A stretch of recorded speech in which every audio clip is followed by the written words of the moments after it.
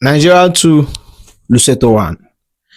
Honestly, that was a very, very boring match.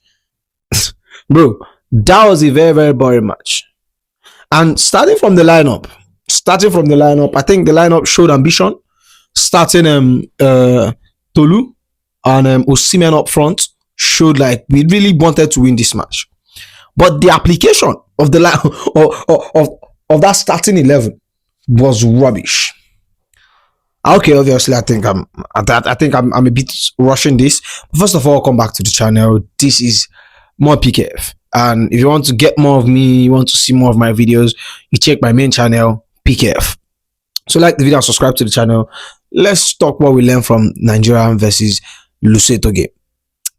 Obviously, going into this game, I think a lot we were lucky, and the amount of luck we had today was ridiculous, and we will get into it very, very soon. You get me? Like I said, that lineup was I did the lineup was good. The lineup was good, but you see that front line, especially in the first half, the application of our attack was rubbish. The wingers weren't working. The Osimhen and Tolu Arikodare pairing was not working because both of them were colliding into each other.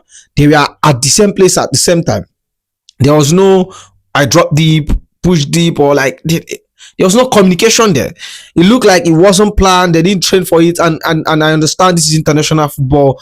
You don't have much time to apply all those things and stuff.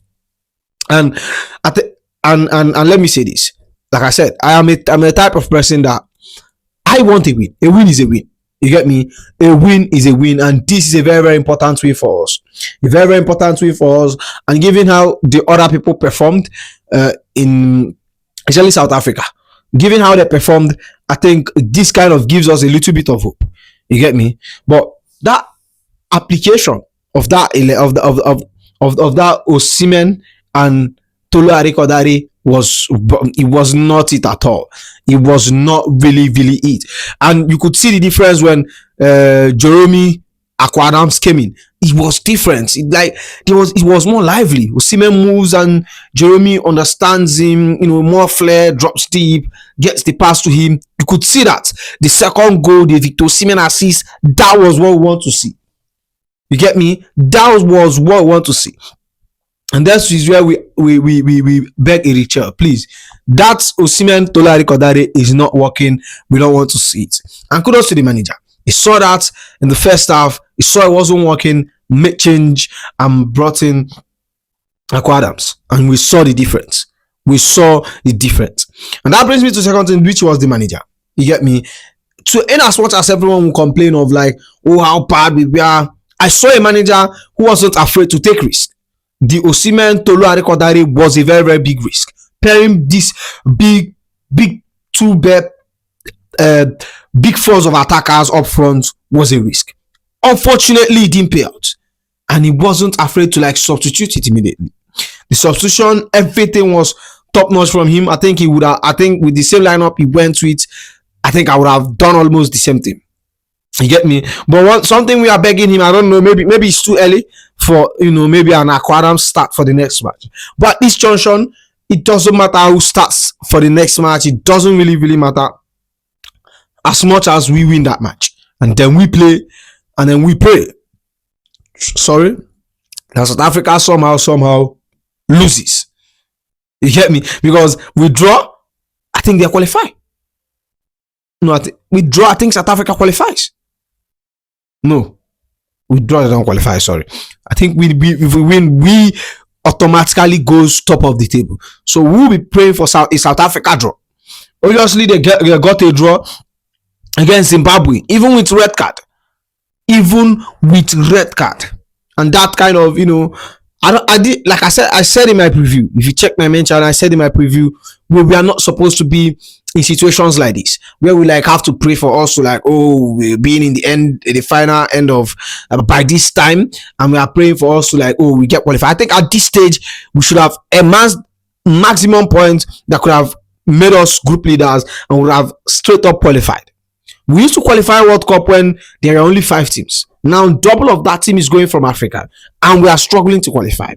which is a very, very big disgrace. That's a very, very big shame.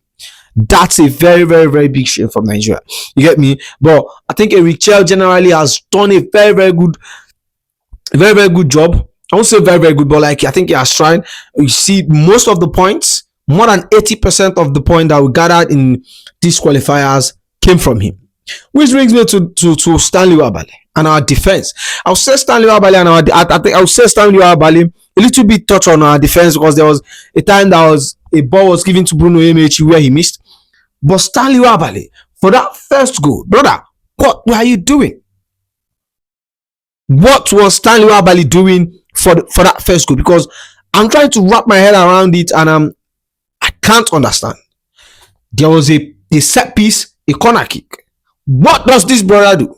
He comes out, leaves his post to come and collect the ball. And that was very, very far.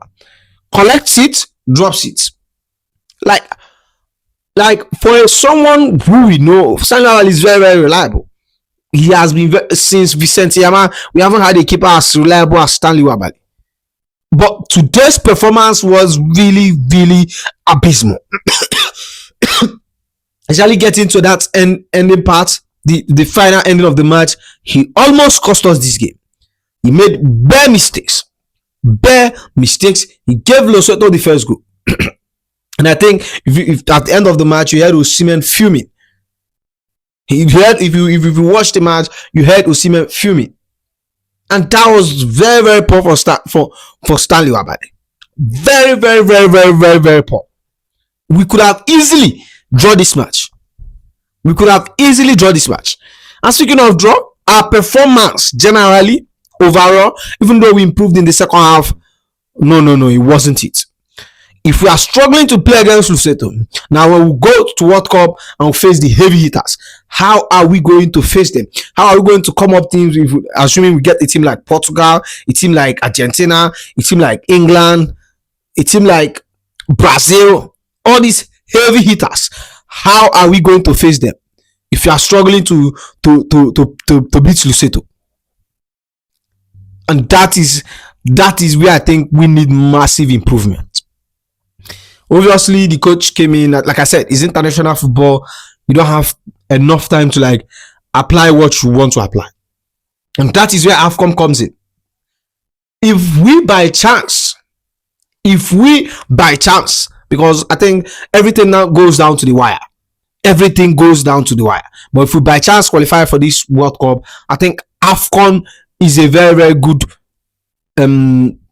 environment. I would say a very, very good opportunity for us to improve and understand ourselves as a team. And a Richel kind of applies and stamp his blueprints on this team. AFCON is that opportunity. If we by chance qualify, because now everything goes down to wire. Benin Republic scored a goal, at second half.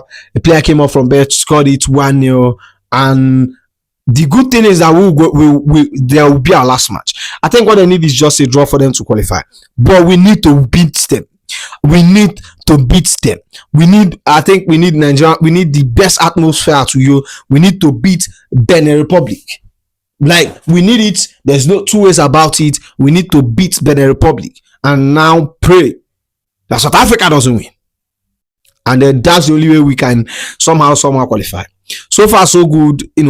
I think I would say the positive of going to the World Cup outweighs the whole negative of the whole rubbish from the whole team performance. I think the team was poor today.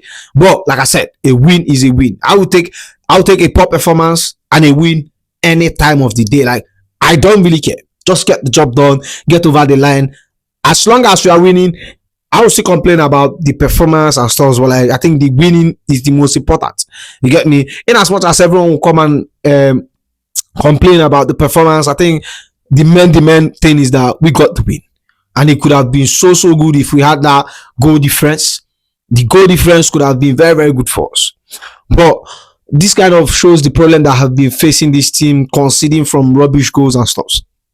But it is what it is. 2-1 solid win from Nigeria against Lesotho. Like, as expected. I expected more. I expected a funny win. But I think everything fell into place for us, because if South Africa had won against Zimbabwe, even with Zimbabwe getting red card, they struggled. South Africa has won against Zimbabwe. I think by now it would have been over.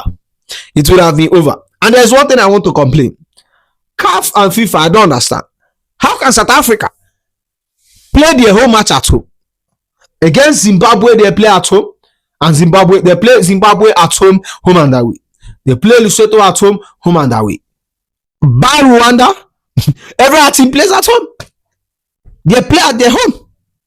I don't understand the whole idea of having, and I know most of these teams are South African side of Africa, but like Zimbabwe, Lesotho, South Africa, I don't know, the whole stage is set for them to qualify. They play basically home and away at home. Like today, they are away on paper, but they're at home. And today, Lesotho, we are away on paper. Sorry, we are at home on paper, but they're South Africa. Now, FIFA, it doesn't really make sense. Like, it doesn't really make sense. Honestly, it doesn't really make sense. But like I said, very good win from the boys. I know Ice turns to Tuesday. You get me?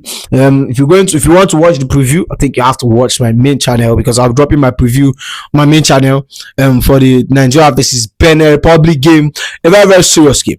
So I think it will be collaborated with this channel for my main channel. So make sure you subscribe to both channel, and I'll see you in the next one. It will be.